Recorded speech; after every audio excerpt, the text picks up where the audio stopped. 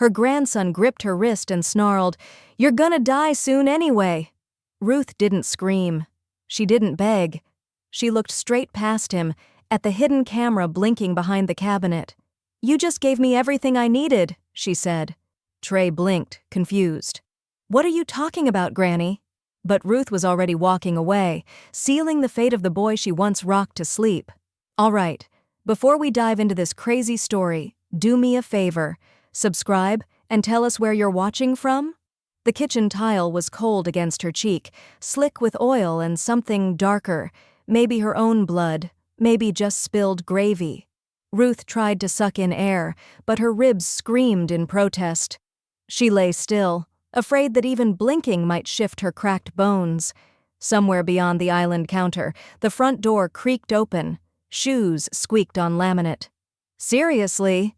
Trey's voice floated in, half muttered, half annoyed. He stepped into view, glanced down at her and scoffed. "You always pretend. Every time you don't get your way, it's some drama." And then he stepped over her. Not around, not beside. Over. His sneaker brushed the edge of her sweater as he made his way to the fridge, grabbed a soda, and left without looking back. Ruth closed her eyes and felt heat rush to her face. Not from pain, but shame. It soaked deeper than the fractured rib. It was the shame of remembering how she'd once rocked that boy to sleep, humming lullabies over the tremors of his baby body after his mother's overdose. She stayed on the floor long after the front door slammed again.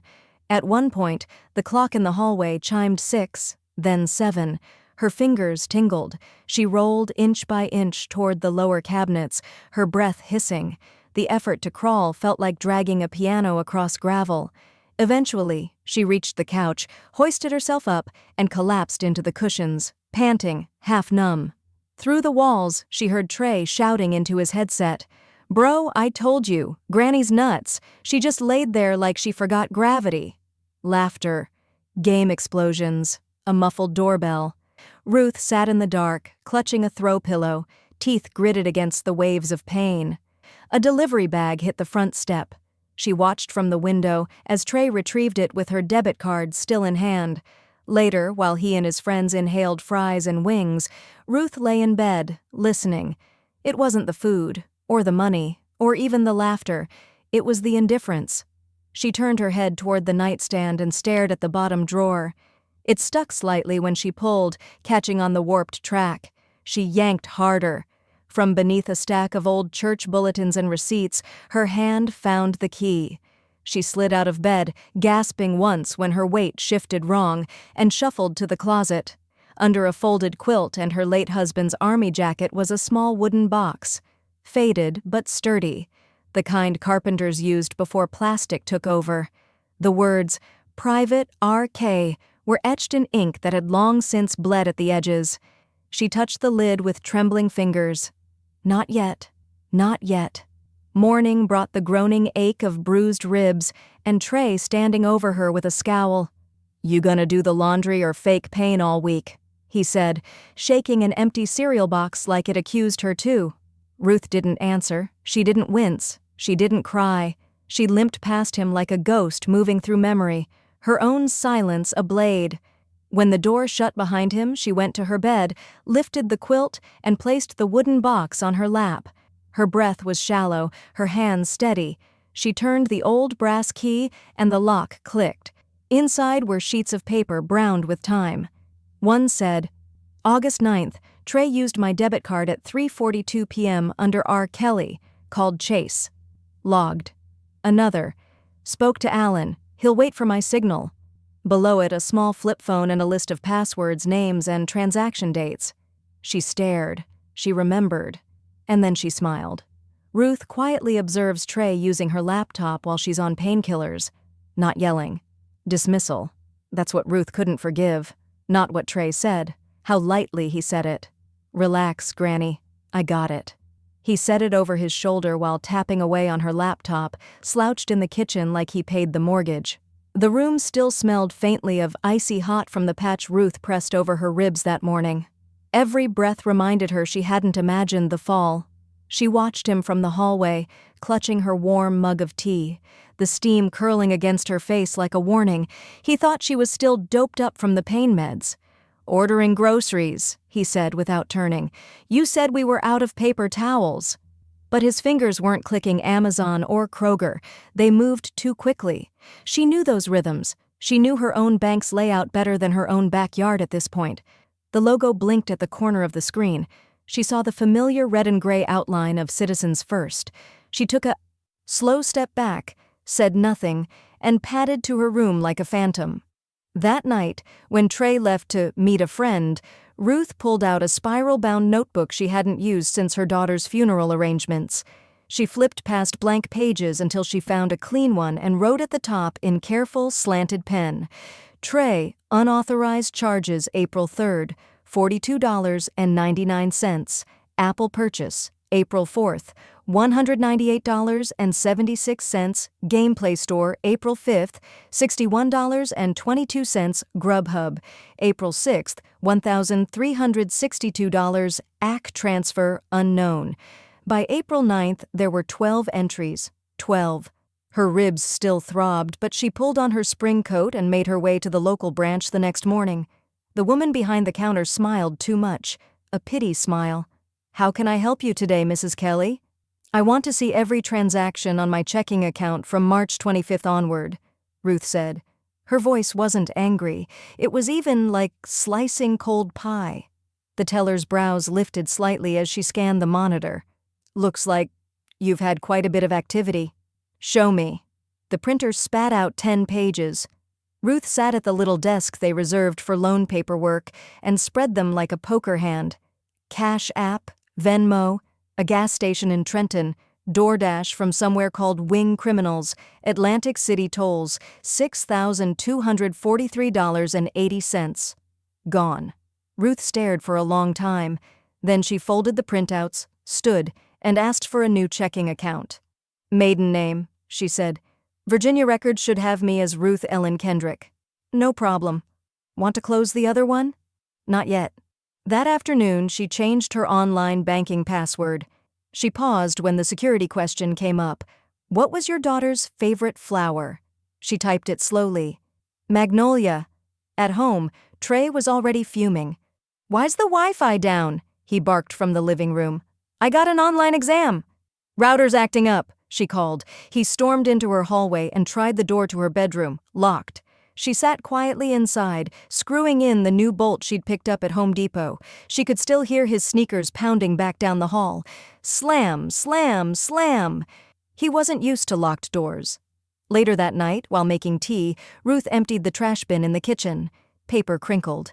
Then a shape caught her eye, clean, creased, and glossy white. She pulled it out, unfolded it carefully. Real estate ownership transfer. Primary residence. Owner, Ruth E. Kelly. Transferee, Trey V. Fields. Signature, Ruth E. Kelly. She hadn't signed anything, but the scrawl on the bottom? It looked disturbingly close. Not since the night she found her daughter half-conscious on the bathroom floor, an empty pint of gin clutched in one hand and a cigarette burn scarring the linoleum. That night had turned Ruth's stomach so violently she'd never gone near the stuff again. But there it was. Lovelace Liquors, $148.33, 3:12 a.m., Ruth K. She sat at the kitchen table in silence, her tea going cold as her eyes blurred over the transaction list. The glow of her old Dell laptop lit up her face, and the login window to Trey's Venmo hovered in the corner. She hadn't guessed the password. She remembered it. DripGod13, same one he used for everything. She scrolled. $200 to Stack Zen Chips, $75 to Cash Queen 223 with a fire emoji, $45 to Blunt Season $1,100 to High Roller Tea with the caption, "Let's run it back." Each transfer chipped at her resolve until she stopped feeling sick and started feeling surgical. She opened a fresh Gmail draft addressed only to herself and began attaching screenshots. Page after page, timestamp after timestamp. When she reached the one marked Ruth K., used at Lust Lounge, Atlantic City, her breath caught. That one included an address. She hadn't left her zip code in 2 years. Her cursor hovered, then clicked forward. She didn't cry, but she did rise slowly, walk to the hall closet, and pull down the plain brown Amazon box that had arrived last week. From the inside, she lifted a plastic-wrapped square and smiled grimly. A kitchen magnet. Shaped like a ceramic tomato, it stuck harmlessly to the fridge. But inside, nestled behind the fake stem, was a pinhole lens no bigger than the head of a nail. Let him try it. That evening, Ruth waited until Trey went out to grab tacos. She opened the contacts on her landline. She never saved names digitally, only initials and scribbled phone trees on notepads. She dialed the number marked _ Fort Bragg. "Alan Hines," said a gravelly voice on the third ring. "Alan," Ruth said quietly. "It's Ruth Kelly." There was a pause, then, "Jesus." "Ruth, it's been what, 15 years? You okay?" "I'm not calling to catch up," she said. "I need help, quiet help. You still know how to track numbers?" Alan let out a low whistle. "If you've got bank trails, I've got highlighters. You give me 3 weeks, I'll clean him out without breaking the law." She didn't need to explain who him was. Alan had been at her daughter's funeral. He remembered the boy. "Start gathering paper, I'll bring the fire." That night, Ruth dimmed the lights and rested on her recliner, eyes shut but ears wide open. At exactly 2:17 a.m., she heard the familiar creak of the floorboards by her door. She didn't move. The door creaked open. Light footsteps, not careful enough. The faint rustle of her desk drawer. Then the sound she was listening for. The whisper of unfolded paper. She knew exactly what he'd found. Her birth certificate. The one tucked behind the family Bible she hadn't opened since 2009. She heard him slide it into something, maybe his backpack, and retreat with the soft confidence of someone who thought he'd gotten away with it. She waited until the front door clicked shut. Then she opened her eyes, stood slowly, and walked straight to the fridge. The tomato magnet blinked once, recording saved. The password to her old savings account wasn't her birthday. It was her daughter's clean date, one Trey never remembered. Ruth typed it in with a slow, deliberate press of each key, 061204. The screen blinked once, then gave way to a long-forgotten dashboard. Her heart kicked up. There it was, her original Sungrove savings account, still open, still untouched. The balance hadn't moved in years. That was about to change. She enabled two-factor authentication, routing every verification code to her landline, the clunky beige one in the kitchen, still mounted to the wall with its spiral cord. No one under 30 would dare touch it. As the security prompts loaded, her eyes flicked to the nearby shoebox. She hadn't opened it in decades. It still smelled like time. Inside were her daughter's rehab intake papers from St. Andrew's Recovery, yellowed, creased, but intact. She smoothed them gently, hand brushing across her daughter's shaky signature at the bottom. Underneath, tucked behind a dated Medicaid card, was a sealed envelope marked for Mom only. Ruth had never opened it. She did now. Inside was a short letter, no more than a page. A few coffee stains, tear tracks, and the sentence that made her breath stick in her chest. Trey's father's name is Marcus D. Freeman, lives in Tampa. He doesn't know. I didn't want to make it harder on him. Harder on him. Not Trey. Marcus. Ruth stared at the name like it was a bomb she hadn't realized was in her lap. She looked at the date, 2005. And then, for the first time in weeks, she smiled. Later that evening, she sat at her laptop again, the war notes open beside her. This time, her mission was observation. She opened Trey's Instagram and began to scroll. Most of it was performative fluff, him flexing his wristwatch, posing with sneakers he couldn't afford.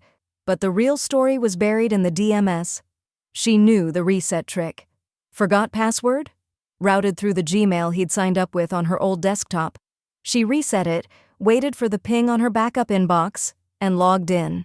Within minutes, she was scrolling through messages with a woman named Nikki Gold NYC, bikini selfies, crypto scams, and this from 3 nights ago. "Soon as the old bat's gone, this house is ours. I'm not letting probate slow me down." Ruth stared at the screen until her fingers stopped shaking. Then she clicked print. By the next morning, Ruth had begun her next test. She left a fake medical bill folded neatly on the kitchen counter. Emergency cardiology consult. $3,947.22 due immediately. She watched from the hallway as Trey walked past, read it, and tossed it in the trash without blinking. No questions, no concern. Just a quick glance and a scoff. Ruth moved silently to the basement and lifted the lid off the old freezer chest. Hidden beneath bags of frozen peas and ground turkey was the war safe, a dull steel box with a coated lock. She placed it inside, reset the dial, and pressed the lid closed. The click sounded final. From that point on, every grocery order came in her name only. She used her new account, new login, new passwords: milk, eggs, apples, fiber cereal, canned beans. No Hot Pockets, no Red Bull, no beef jerky for Trey's late-night binges.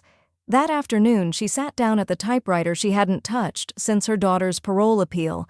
She typed a short, matter-of-fact letter to Marcus D. Freeman. No emotion, no accusations, just facts. Your son Trey is living with me. There are things you should know. If you're willing to talk, write me back. No pressure, no lies. She mailed it with a return envelope and a blank page for his reply. 2 days later, just after sunrise, the mail slot creaked open. Ruth padded to the door in her slippers, opened the envelope, and read the note written in bold blue ink. I've been waiting for this. What do you need me to do?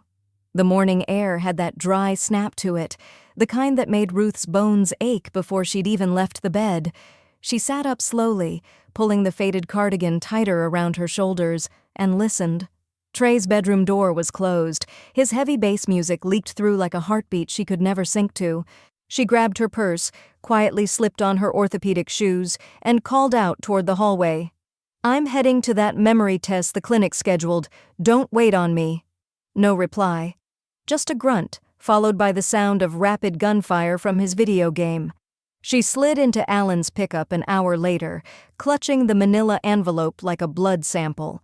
Alan nodded without a word and pulled onto the highway, the silence between them thick with the weight of strategy. The storage unit sat at the far edge of a rundown complex off Route 5. Half the doors rusted, the pavement split like old scar tissue. Alan keyed in the code and swung the metal door open. A folding table had been set up inside.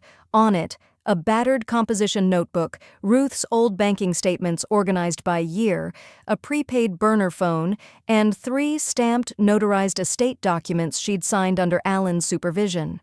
You've documented everything, Alan said, flipping through the records. Time-stamped withdrawals, voicemail transcriptions, even the fake DoorDash charges. Ruth, you got him nailed. She exhaled. Not yet. I need him to think he's winning. Just for a bit longer. Alan raised an eyebrow. You really want to bait him? I want to trap him. Back home, Ruth set the hook. She created a new checking account through a smaller credit union, listed under the maiden alias she'd used in college, Ruth Keene. She seeded it with $2,000, just enough to look like an overlooked stash, then printed a bank login slip with handwritten notes in shaky cursive, exactly the kind Trey had scavenged from her desk before. She left it in plain sight next to a heating pad and a bottle of Tylenol. Within 48 hours, the account was empty.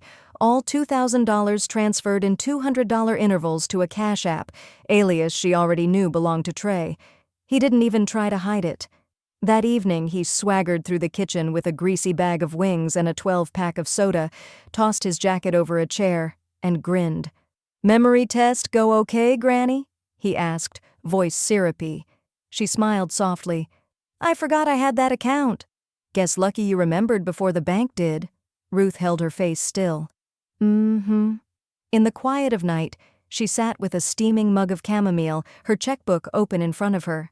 The big transfers came next, her VA benefits rerouted to the trust, her pension redirected.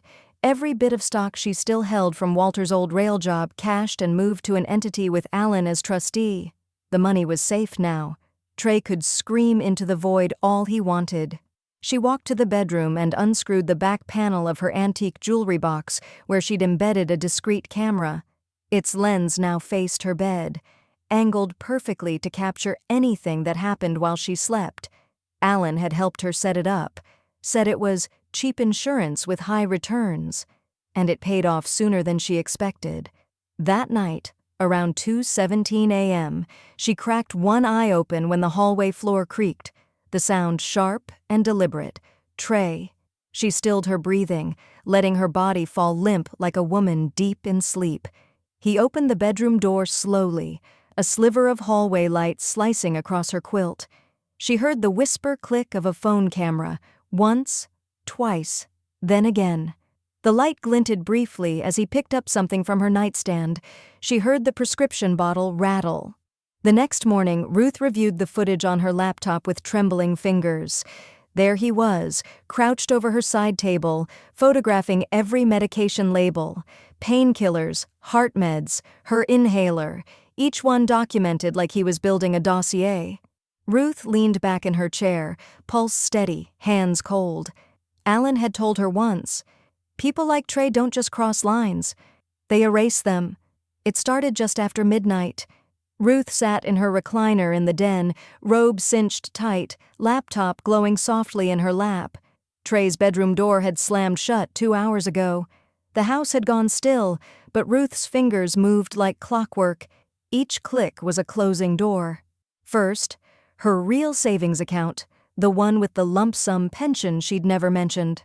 Transferred to cashier's checks, 4 in total, then wrapped in wax paper and sealed inside a small manila envelope. Alan would pick them up in the morning for safekeeping. Second, she called the electric company and removed Trey's access to the joint utility login. No more bill redirections. Third, the thermostat. She reset it and changed the password on the app. By 1:22 a.m., the alarm system's passcode was new. Only she and Alan knew it. She sipped lukewarm tea, logged into her credit union's account dashboard, and went line by line, canceling every autopay Trey had connected. Food delivery services, app subscriptions, a mystery gym membership in a city she'd never visited. She paused when she saw a recurring charge labeled Wellness RX. Pharmacy? She'd never signed up for one, but the shipping address was hers. With her phone on speaker, she called her doctor's office. A tired voice answered, "Valley Medical, this is Rachel. This is Ruth Kelly. I just need to ask if someone tried to access my medical file recently." The silence on the other end was brief, but telling. "We got a login attempt last week," Rachel said slowly. "From a flagged IP. When it failed security, we locked the file and filed an alert. It was a home IP. You should have received a call." "I didn't." Ruth's voice was like gravel. "But I know who did it." She hung up and opened a second browser. Time to plant the seed. She typed, "Adult Protective Services, Confidential Abuse Report." She wrote with precision, listing observed behaviors, financial red flags, and emotional mistreatment. She didn't sign her name. She didn't have to. The details spoke loudly enough. Next, she picked up Trey's tattered work badge from the kitchen counter. The name of his supposed IT job was printed in smug little letters beneath the lamination, HeartTech Solutions. She smiled. She'd called them earlier and left a message. Now she called back. "HR, this is Samantha." "This is Ruth Kelly," she said plainly. "I believe someone at your company is using a stolen identity. Mine." She let the line go quiet. Then she added, "You might want to check the hiring paperwork, that's not his name." She slept 4 hours, not peacefully but deeply. Her muscles had learned not to trust calm. At 9:03 a.m., the howling began. Trey came storming down the hallway, barefoot, shirtless, yelling over his shoulder. "The card's declining! Why is the Wi-Fi off? Why is it freezing in here?" Ruth calmly sliced a banana onto her oatmeal, unfazed. She added a touch of honey and stirred. "You changed the thermostat?" She looked up, smile small. Didn't like how warm it was getting. Trey's face was red, his fists clenched. "You're trying to mess with me." "No," she said, setting the spoon down. "I'm making myself comfortable in my home." He paced the kitchen like a trapped animal. The microwave clock blinked from a power reset, and the internet router light was out. "You're not right," he muttered. "You're not all there." "I'm right here," she said quietly. "And I see everything now." He stepped forward so quickly the chair nearly tipped behind her. "You're gonna die soon anyway," he hissed, grabbing her wrist. "Why not make it easy?" Everything in the room froze, except for the tiny red light on the camera embedded in the cabinet molding behind him. It blinked once, then again. Ruth didn't pull back. Her pulse stayed steady.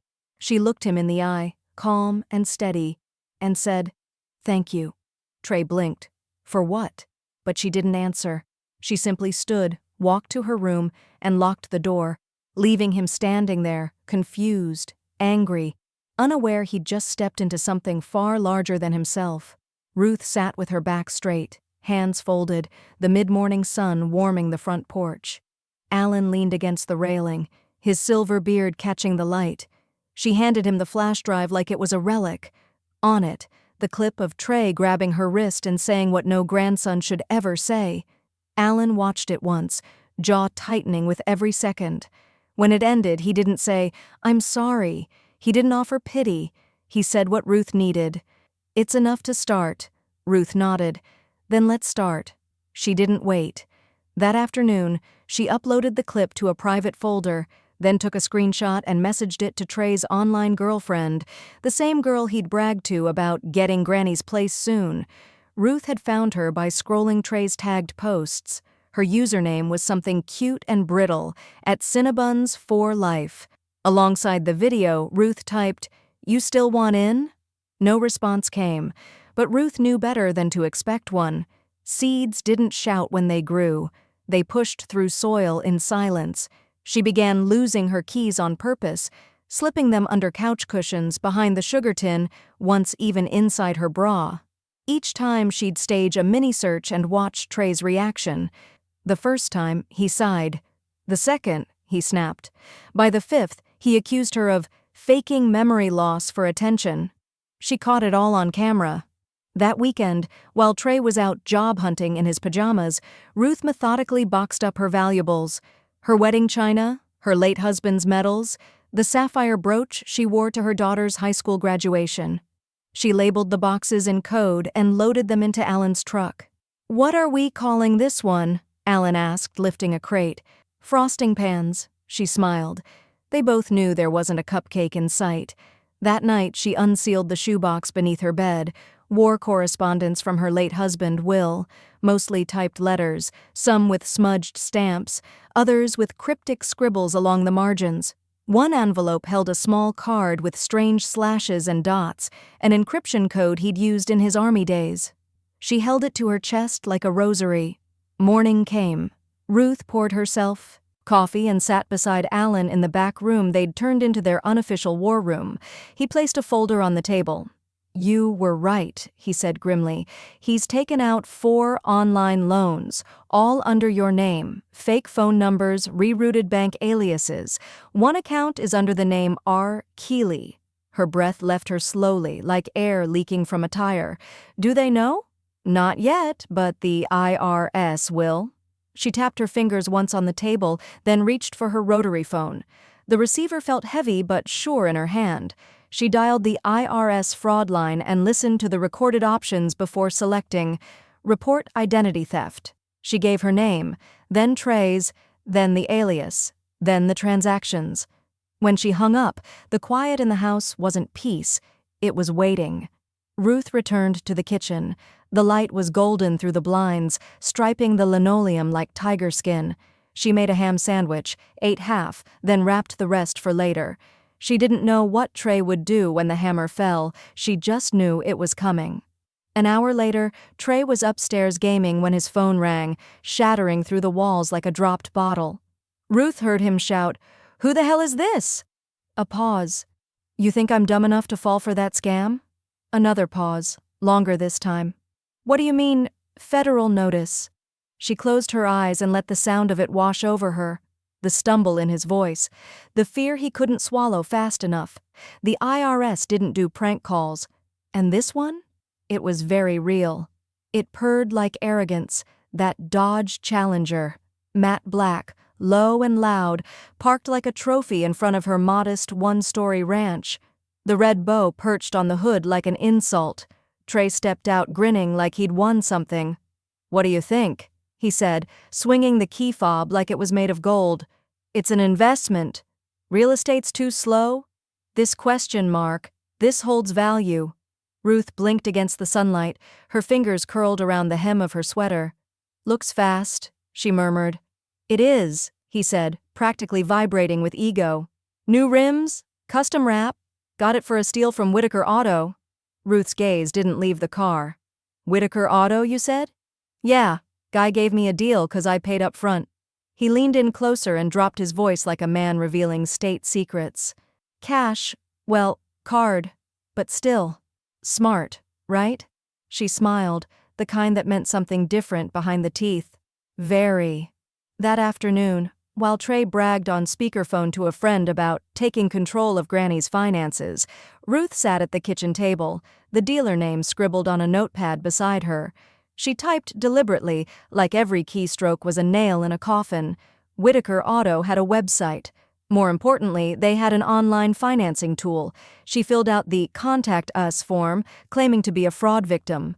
"I'm a 73-year-old woman," she wrote. "I believe my grandson used my retirement account for an unauthorized vehicle purchase. Please call me directly." She clicked submit and stared out the window. The car gleamed like sin under the fading sun. Next, DMV. Ruth called and asked how to report elder financial exploitation.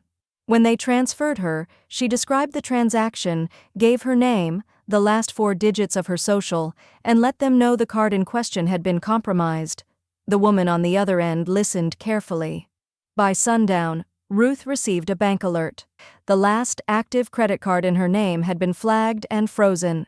The description read, "Potential fraudulent activity, high-value vehicle purchase." Ruth didn't react. She just pressed print on a fake estate confirmation document she'd mocked up the night before. It used all the right phrases: asset disbursement, early beneficiary designation, probate bypass clause.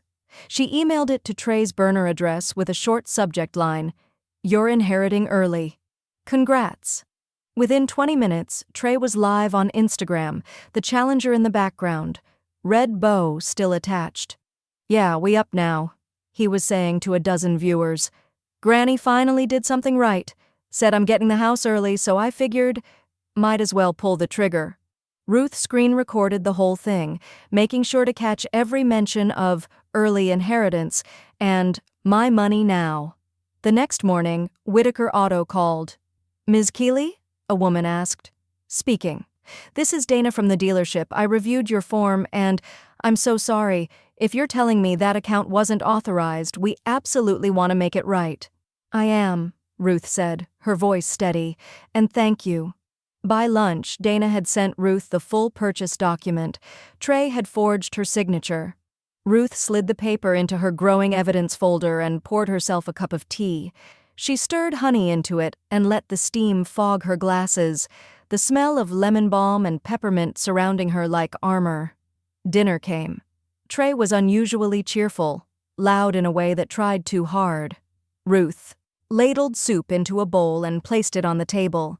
They ate in silence, punctuated by the faint sound of Trey scrolling on his phone. Then, headlights in the window, white, blinding. Trey squinted and got up. "Who the hell?" The tow truck's hydraulic whine pierced the evening. Ruth kept sipping her soup as he sprinted outside, barefoot, yelling, "Hey, you can't do that! That's my car!" A mechanic in a branded jumpsuit didn't even look at him. He clipped the Challenger's front wheels, cranked the winch, and lifted the car like it weighed nothing. The red bow flopped in the wind. Ruth stood in the doorway, spoon still in her hand. "You said it was an investment," she called calmly. "Looks like someone finally made a return." It came just after midnight, buried between a scam call and a spam warranty alert.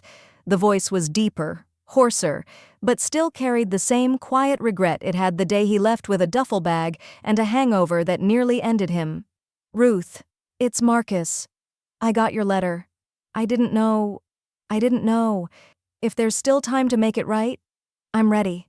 Ruth didn't move for a full minute. The phone lit her lap, her hand trembling only slightly as she hit save. She stared at the darkened living room, the shadows of her walls, the blanket pulled up to her ribs. Then she whispered, "All right then." The next morning, she took the old Saturn, the one with the stubborn passenger window, and drove 40 miles south to a tiny cafe tucked behind a bait shop. Marcus was already there, wearing a suit coat that didn't quite fit and hands that wouldn't stop folding a napkin. He stood when he saw her. "You look older," she said, slipping into the booth. "That's what happens." He smiled, apologetic. "Clean now. 5 years. Legal aid mostly. Custody cases. Some housing court." She nodded once. "I don't need your resume. I need your memory. You remember what Trey was like? At 5? 10? 16? Marcus winced. "I remember the funeral, and I remember not stepping up." Ruth pulled out a folder from her bag and slid it across the table. Inside were photocopies of bank statements, digital logs, credit rejections, even the deed Trey had tried to forge. "He's built this on sand," she said, "and it's about to come down." Marcus flipped through the pages. "You did all this?" "With help and silence." He exhaled sharply. "What do you want from me?" Ruth leaned in. Her voice was flat. "I want you to be the thing he never thought he'd see. Accountability. You'll be a witness if this goes to court. You'll confirm what I say, and when he looks up, you'll be sitting there, not for him, for me." Marcus closed the folder and met her eyes. "He's not ready for that." "No," Ruth said, "but I am." Later that afternoon, Ruth sat at her kitchen table with Alan, building what they quietly called the book, a timeline of everything Trey had done. Each forgery, every login, phone impersonations, unauthorized loans, identity theft across 4 aliases. Every detail had a date, a screenshot, a voice clip, or a witness. "Your evidence binder," Alan muttered, flipping a tab. "Reads like a RICO case." "I'm not after prison," Ruth said. "I'm after removal, conservatorship, inheritance, health directives. His name comes off everything." Her attorney filed the preliminary paperwork that same day. Conservatorship reversal, financial abuse clause, petition to void next of kin status due to demonstrable fraud. By that evening, Trey had already tried to apply for a private loan using a new alias, one Ruth had already flagged to 3 financial bureaus. The application was denied. The lender reported the ID as suspicious. At dinner, Trey didn't speak. His phone buzzed once, twice, then stopped. His jaw worked like he was chewing something bitter. The next morning, Ruth didn't make him guess. She left a handwritten note on the outside of his bedroom door. Black ink, careful penmanship. "Come to the porch at 7. Bring nothing but the truth." He wouldn't know what it meant. Not yet. It wasn't just the dollar amounts. It was the timestamps, the locations, the careless nicknames attached to transfer notes, a $120 Venmo at 2:04 a.m. labeled "Fire Hit Me Again," a Cash App transaction sent to a handle called at Quick Flip King, an Uber Eats charge to a hotel an hour away from the house, the same night Trey claimed he was helping a friend move. Ruth sat at the kitchen table under the dull light of a single bulb, her glasses perched on her nose. Across from her, Alan scrolled on his laptop, cursor highlighting line after line of data exported from Trey's apps, accounts, and logs she had quietly recorded or recovered. 3 months, Alan muttered, adjusting his glasses. 3 months of behavior that looks like a blueprint for exploitation. Ruth nodded, silent. In her lap was a worn ledger from her husband's military days, now filled with columns not of ration stamps or troop locations, but of passwords, IP addresses, transaction IDs. Each entry was meticulously logged in her careful cursive. "We've got screen captures," Alan added, "text threats, and this one voicemail where he pretends to be you and fails miserably." "I hope he's enjoying his acting debut," Ruth said dryly. Alan looked up, grin thin. "I just spoke with Miriam, your attorney. She's ready to file the civil case first. Elder abuse, theft, financial coercion, impersonation. She thinks a judge will fast-track it." Ruth reached for her thermos, sipped cold coffee, and exhaled. "Then let's set the clock." They did just that. Before noon, Miriam submitted the full civil filing with the county clerk. Ruth's name now sat atop the plaintiff's column, versus Trey Fields, grandson. Her claim: violation of fiduciary trust, fraudulent access to protected financial assets, emotional and financial abuse.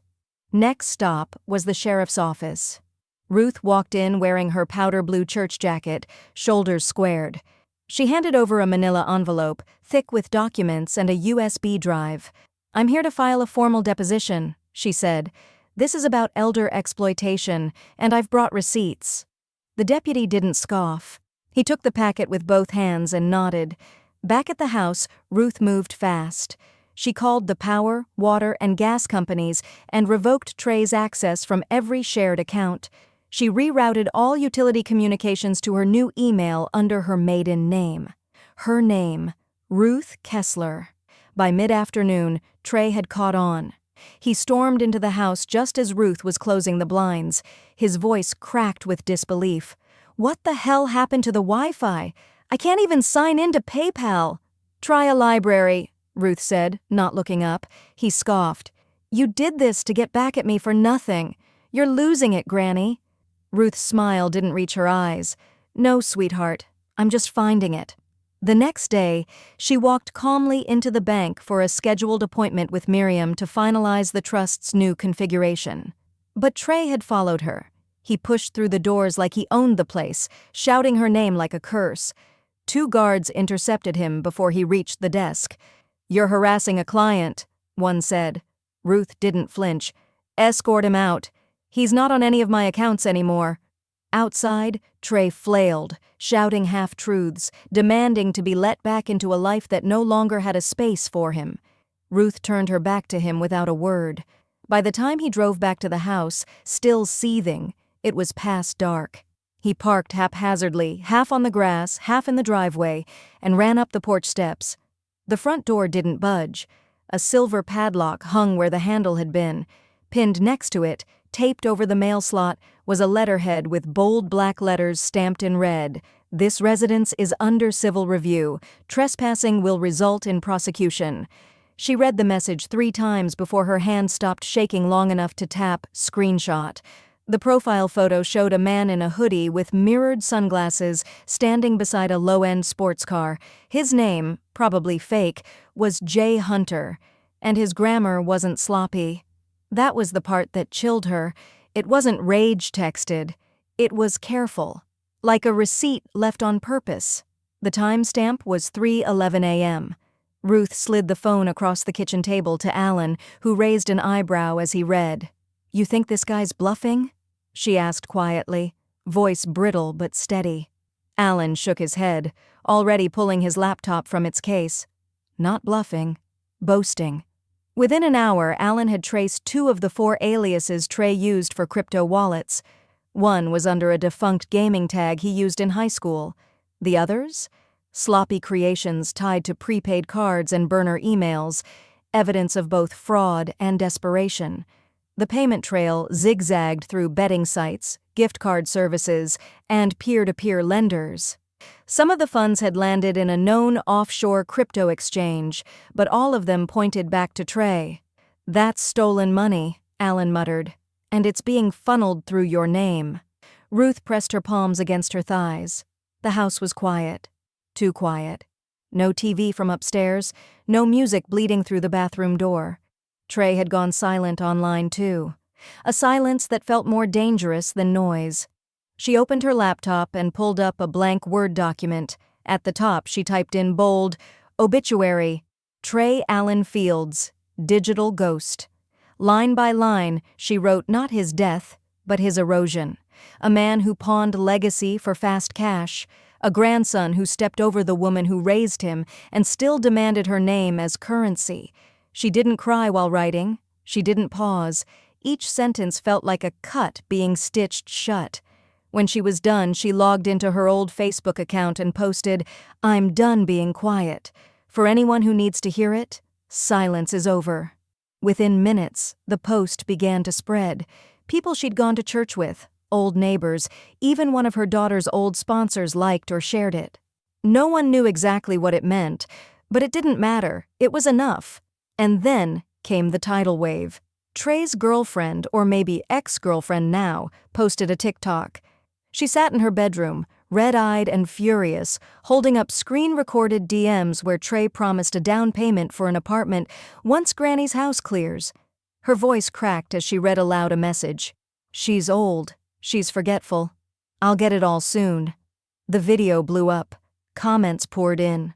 One said, "This dude's gonna rot." Another simply said, "Tag the IRS."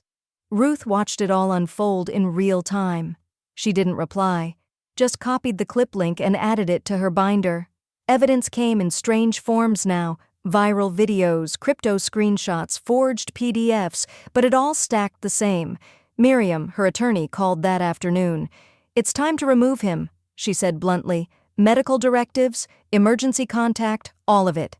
"Do it," Ruth said. "Leave no doors unlocked." By nightfall, her home was fortress quiet. Ruth set the new alarm code, double-checked the lock on the camera-mounted jewelry box, and slipped her evidence binder beneath the floorboard behind her bed. At 2:38 a.m., the banging started. She didn't flinch, just sat up, robe pulled around her shoulders, and reached for the landline. "Open the door, Ruth!" Trey's voice slurred through the storm door. "We need to talk! You can't do this!" She didn't respond, just pressed 9, then 1 again. When the red and blue lights lit the living room, she stepped back from the curtain. A deputy knocked gently. She unlocked the door. He nodded at her and turned to the young man fuming in the driveway. "Mr. Fields, step outside. You've been reported for identity theft." After the cops let Trey go, citing family context and pending review, he didn't come home, he didn't text. No more slamming doors, no barking demands for food, no stomping upstairs like a tantruming child in grown man's sneakers. The house felt taller without his presence. The walls exhaled. Ruth, meanwhile, got to work. She sat at the dining room table in her worn cardigan, pen in hand, rewriting her will for the third time in 2 months, but this one felt final. Her pen didn't tremble. No hesitation as she struck out Trey Allen Fields as beneficiary of anything. Not the house, not the car, not even the battered quilt he'd been wrapped in as a child. She added a clause, "In the event of my death, I leave all material possessions, liquid assets, and fiduciary responsibility to the Ruth Kelly Trust. No mention of next of kin." Her attorney notarized it by noon. Ruth had 3 copies made. One was couriered to her lawyer. One she handed to her primary doctor. The third she tucked into the donation envelope for her church, folded into a thank you note with a check made out to Hope Chapel Youth Outreach. Memo, in honor of Lacey K. Lacey, her daughter, Trey's mother, the tether that once made her forgive everything. By Thursday morning, Ruth's name had been fully scrubbed from anything Trey could exploit. The house deed had been refiled under the trust. The utilities no longer showed him as an alternate contact. Her Medicare account had new passwords, and her phone plan had been rerouted to a flip phone Alan gave her, a number Trey didn't know. The best part? She'd filed trespass paperwork, a signed affidavit, filed through the sheriff's office and mailed to Trey's last confirmed email. If he stepped foot on the property again, it would no longer be a family dispute. It would be criminal trespass. The silence that followed was not peace. It was anticipation. Ruth brewed coffee in the mornings and watched his social media die like autumn leaves. His Instagram was wiped clean. TikTok videos vanished. Threads accusing him of theft and deceit bloomed in comment sections like fungus on wet concrete. Venmo payments got reversed. DMs leaked. No one answered his calls. Even his online girlfriend blocked him, captioning a selfie with, "Ask his grandma where your money went." I did. Ruth didn't gloat. She watered her spider plants, listened to Patsy Cline in the kitchen, took walks with her neighbor Ginny, who didn't ask questions, just brought homemade banana bread. But at night, she still checked. She logged in under her dummy account and scrolled through Trey's former kingdom. Nothing. Just a username. No content, no bio, no updates. Just a void where a boy used to crow. And then, on Sunday evening, as the light slipped gold across the table and she reached for her knitting, her inbox pinged. From Trey Fields. Subject: why? No greeting. No apology, just 5 words, centered like a dagger. You ruined me. Why? Ruth stared at it for a long time. Her pulse didn't race, her hands didn't shake. She clicked open a blank reply, typed slowly. Because you stepped over me, Trey. I just kept walking. She hovered over send for 3 full seconds, then deleted every word, shut the laptop, and walked away. He didn't exist in her world anymore. He wasn't family, he was a cautionary tale. The freeze wasn't just financial, it was spiritual. Ruth sat at the bank that Monday morning in her pressed wool coat, fingers still stiff from the cold, as the manager printed confirmation after confirmation, every account now sealed, every card nullified, every alert routed to her new burner number. No more back doors, no more loopholes, no more mercy. The final stroke came at the law office, where she slid her updated documents across the desk. Her power of attorney, once casually assigned to Trey in the fog of misplaced hope, was now transferred to the woman who had stood by Lacey through every relapse and redemption. Diane Mercer, sober 17 years, iron-spined, church treasurer. She won't blink, Ruth said quietly. That's what I need now. Diane didn't reply. She just nodded once and signed. By Wednesday, the sheriff's department made it official. Trey Fields received a certified notice. Vacate the premises by 5 p.m. Friday or face civil enforcement. No yelling, no warnings, just paperwork and procedure, like Ruth knew he hated. Silent systems with power he couldn't charm, bluff, or bully. Trey didn't storm, didn't beg. Just glared through the storm door the next morning, jaw tight, hoodie pulled over his eyes. She didn't open it. Instead, Ruth brewed a fresh pot of coffee, turned on the classical station, and waited for the moving van. The movers, 2 soft-spoken brothers in matching coveralls, loaded his belongings without question. They wrapped his flat screen in thick gray blankets, taped the lid shut on a box labeled Sneaker Collection. One of them held up a cracked lava lamp, shrugged, and dropped it in a bin marked Donate. Ruth sat in the recliner, ankles crossed, knitting without looking down. By sunset, the house felt clean again. Hollow, but clean. She gathered what Trey had left behind, an old PlayStation, a pair of gold-stamped headphones, even his monogrammed duffel bag, and listed them for sale online under a burner eBay handle. Within 24 hours, all of it was gone. She donated every dollar to a women's shelter 2 counties over. No trace, no tribute. Her lawyer called that evening. We can give him one last offer, he said. Repay what's documented, or we escalate. Trial, public records, the works. Ruth thought about it for a full minute. Offer it, she said, but don't negotiate. And so on the final morning, Trey showed up. He didn't knock. He just stood by the porch rail, hands in his pockets, watching Ruth rake the leaves into tight little piles. The wind caught one pile and scattered it. She didn't chase it. His eyes were sunken now. His voice was hoarse when he finally spoke. So, that's it, huh? Ruth leaned on the rake and nodded once. It is. He looked away. No apology, no ownership, just resentment curdling on his tongue. She said nothing more. She didn't owe him a final conversation. Trey turned, slung his backpack over one shoulder, and started down the driveway, sneakers scraping against the gravel. He didn't look back, but something flickered in the corner of Ruth's eye, metal glinting from a side pocket of the bag. She dropped the rake and stepped closer to the window.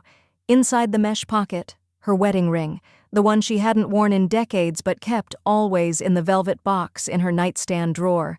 Gone. It had been Harold's. Hand-picked with his calloused fingers from a jeweler 2 towns over, bought with a bonus he got for fixing a leaking tank in a winter storm back in '72.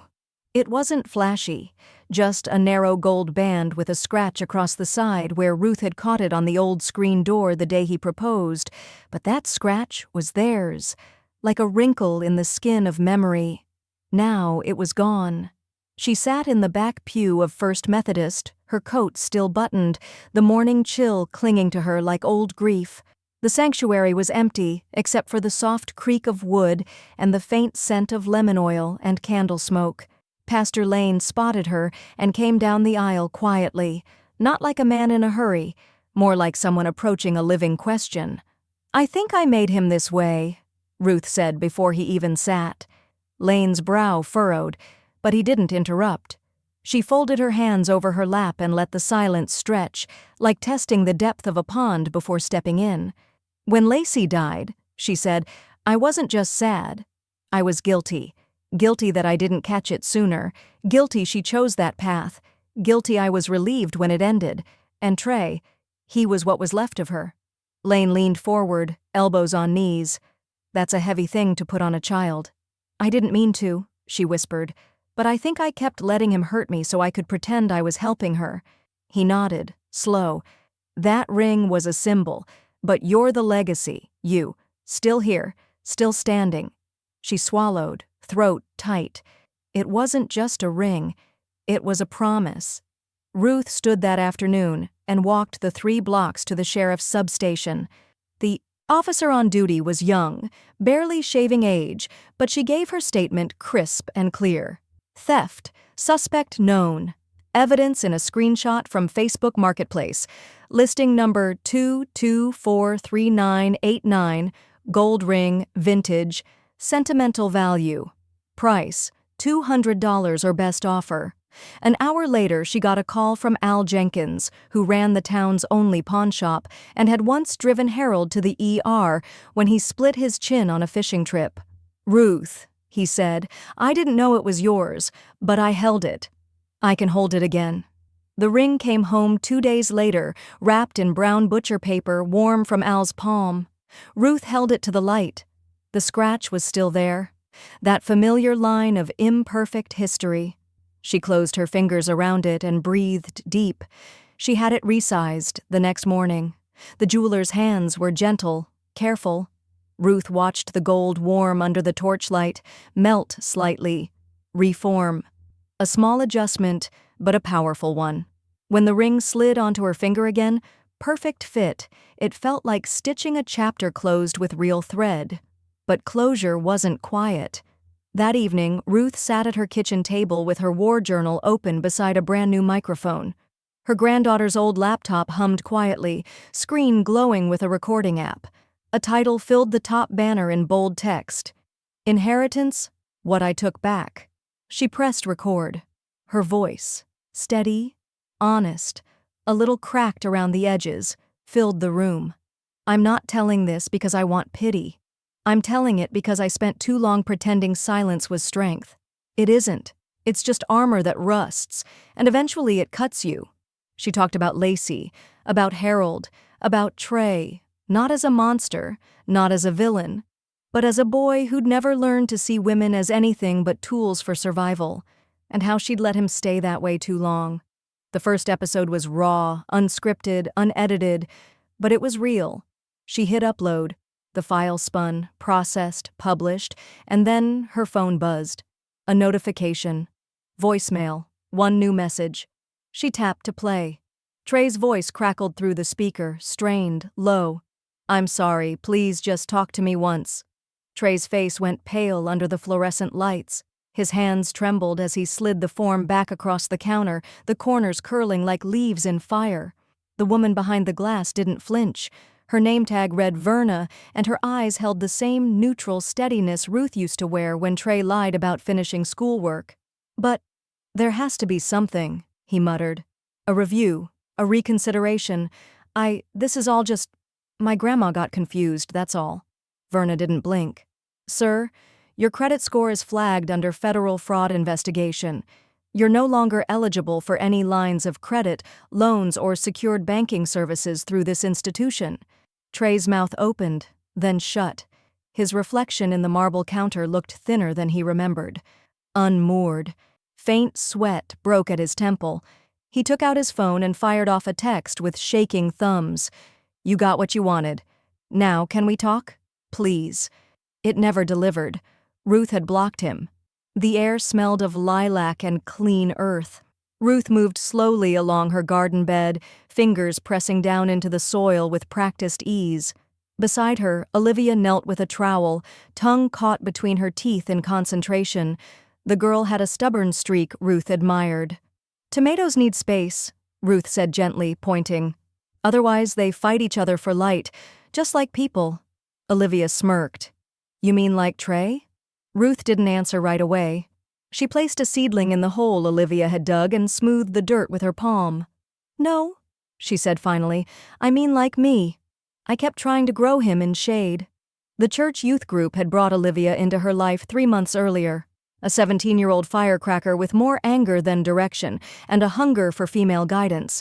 Ruth hadn't expected to bond, but she had. They worked in companionable silence, the kind that hummed rather than hovered. That afternoon, Ruth boxed up 3 quilts, 2 unused coats, a set of dishes, and her daughter's old stereo and drove it all to the women's shelter on Maple Street. A young woman opened the door and blinked in surprise. "You sure?" the girl asked, brushing braids from her eyes. "This is all real nice." Ruth smiled softly. "I won't need it where I'm going." "Where's that?" "Forward." That night, Ruth poured herself a cup of peppermint tea and sat at her kitchen table, the journal open beneath her hands. Its pages were nearly full now. She dipped her pen, scrawled a final entry. "He stepped over me. Now I've stepped past him." She closed the book and placed it back inside the wooden box marked Private RK, the War Chest, the Ledger, the Testament. On the screen, the podcast episode titled Inheritance, What I Took Back, finale, uploaded in 38 seconds. Her voice carried through the tinny speakers like stone on glass, firm, measured, and absolutely done with. Apologizing. "I was born Ruth Catherine Kelly. I buried my daughter. I raised a boy who became a man I don't recognize, but I still know who I am, and I'm reclaiming her." She paused the episode just before the credits. At her door, the wind shifted. A dull knock. No footsteps walking away. Ruth opened the door slowly. No one was there. Just a small brown box on the welcome mat. No return address. She picked it up. Light, taped shut but not sealed with care. She brought it inside and placed it on the counter. Cut through the tape with a butter knife, peeled it open. Inside, a wallet. Leather, worn, familiar. Heron. Every card removed, every photo gone. Just one thing tucked into the billfold. An old folded receipt from the liquor store. The first charge she'd found under her name. Ruth stared at it, then quietly shut the box. The porch light clicked on as the night pressed in, and Ruth, calm, clear, and still as ever, clicked play on her podcast again.